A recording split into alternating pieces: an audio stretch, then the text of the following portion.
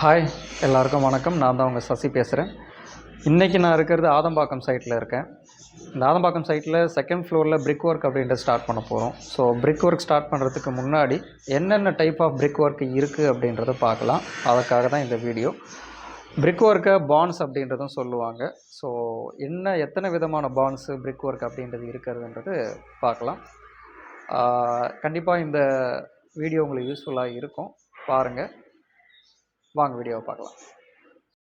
டோட்டலாக இதில் 4 விதமான பாண்ட்ஸ் இருக்குது. அதில் ஃபஸ்ட்டு பார்த்தீங்கன்னா இது ஸ்ட்ரெச்சர் பாண்டு. ஃபுல்லாகவே ஹரிசாண்டலாக வரும். ஸோ எல்லாமே ஹரிசாண்டல் டைப்லன்றதே வரும். கீழே இருக்க கல்லுக்கு மேலே வைக்கிற கல்லுன்றது சென்டருக்கு மேலேன்றது தான் இந்த ஜாயிண்ட்ன்றது வரணும். ஸோ இது ஒரு டைப்பு ஸ்ட்ரெச்சர் பாண்டு. இது ஆக்சுவலாக ஒரு கிளாசிக் மாடலு 1631 இருந்தே இந்த டைப் ஆஃப் ஸ்ட்ரெச்சர் பாண்டுன்றது யூஸ் பண்ணுறோம்.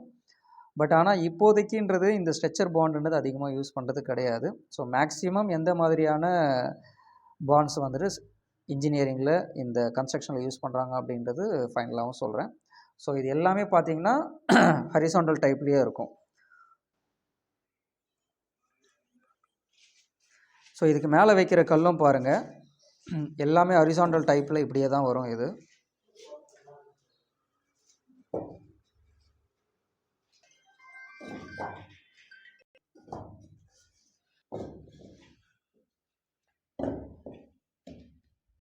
Header bond.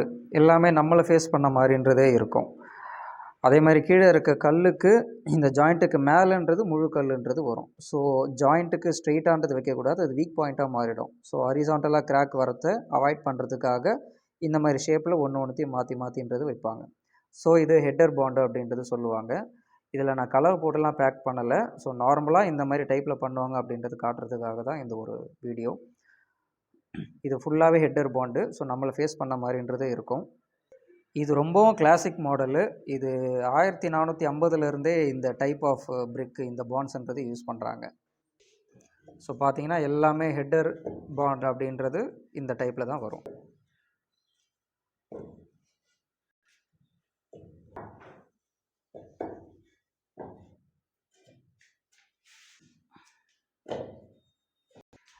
நெக்ஸ்ட்டு தேர்டு பார்த்தீங்கன்னா இது இங்கிலீஷ் பாண்டுன்னு சொல்லுவாங்க.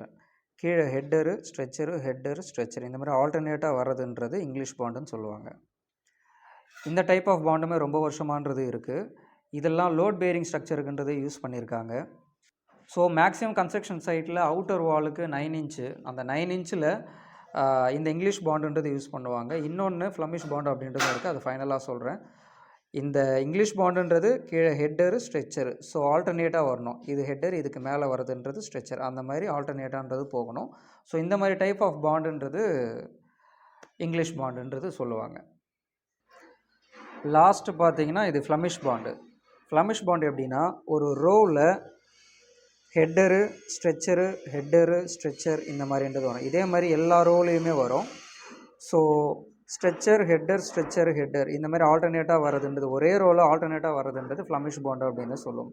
இதையும் லோட் பேரிங் ஸ்ட்ரக்சருக்குன்றது யூஸ் பண்ணலாம். இந்த 2 type Flemish bond, English bond 2 டைப்புமே தாராளமாகன்றது லோட் பேரிங் ஸ்ட்ரக்சருக்குன்றது யூஸ் பண்ணலாம். இதுவுமே அவுட்டரில் 9 இன்ச் பிரிக் வால்ன்றது ஃப்ளமிஷ் பாண்டு, இங்கிலீஷ் பாண்டுன்றது யூஸ் பண்ணலாம்.